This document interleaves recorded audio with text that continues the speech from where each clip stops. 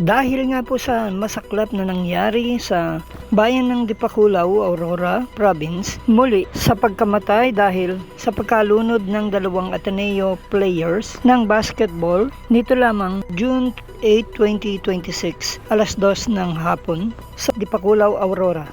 Habang sila ay nagti-team building at tumuloy sa isang resort na ipinasara na rin pansamantala dahil sa nangyari. At dahil mayroon din nakikitang violation ang LGU. At dahil ito ay naging national concern o issue at marami ang pumuna, nagreklamo at nagalit, ay nag-iimbestiga na rin ang national na mga tanggapan tulad ng Philippine Sports Commission, NBI at Philippine National Police Headquarters. Bagamat nagkaroon na rin ng paunang investigasyon ang Philippine National Police, Dipakulaw at ang probinsya ng Aurora, PNP, at itinuring na aksidente, pagkalunod at ito ay asphyxia, walang foul play.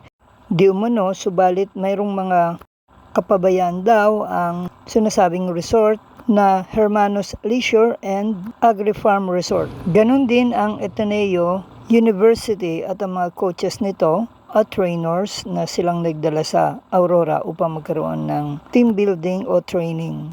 At gaya ng ipinangako ni Mayor Danny Tolentino ng LGU ng Dipakulaw na magkakaroon sila ng paghihigpit upang hindi na mangyari ang ganito. Dahil nga ang nasabing pangyayari ay hindi na i-report di umano ng resort owner sa LGU ang mga panganib na magiging dulot sana na siyang naganap nga. Kung kaya't bumisita na rin ang mga Philippine National Police, ang LGU officials sa mga hotel at nagpatawag at resorts para sa isang pagpupulong kasama ang Tourism Council at iba pang LGU officials. At ilan sa mga napag-usapan ay kinakailangang pag-iingat, pagbabantay at pagsasangguni, pagkakaroon din di umano ng mga lifeguard o saber sa bawat resort na may mga swimming pool o dagat ang harapan upang maiwasan ang pagkalunod at mayroong sasagip. Kasama rin sa pinag-usapan ang tungkol sa kaalaman ng mga personnel sa pagsagip o pagliligtas ng buhay sa mga turistang pumapasok sa kanilang bayan at iba pa. Hanap niyo ba yung mga masasarap na bigas na ihahain sa inyong hapagkainan? O nais niyo ring magtinda sa inyong sari-sari o rice dealer store? O mag-online rice business? Halina kayo dito sa Charan Ladya Rice Retailing na laging handang pagsilbihan at tulungan kayo. Available sa kanila ang masasarap, malalambot, de kalidad, napakagagandang uri ng mga bigas na pawang inani sa lalawigan ng Aurora. Kaya't ito'y first class at hindi durug-durug na nasa tamang presyo at husto pa sa timbang.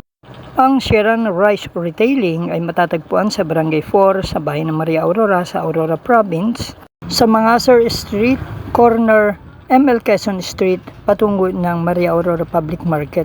Ang Charan Ladya Rice Retailing ay kompleto sa dokumento at business permit. Makabibili sa kanila ng wholesale at retail price.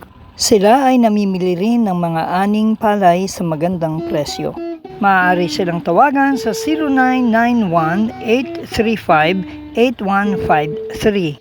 Sila ay bukas mula umaga hanggang alas 8 ng gabi. So ano pang iniintay nyo? Bili na! Para sa NSK News ng NSK TV channel, Narciso Ko reporting.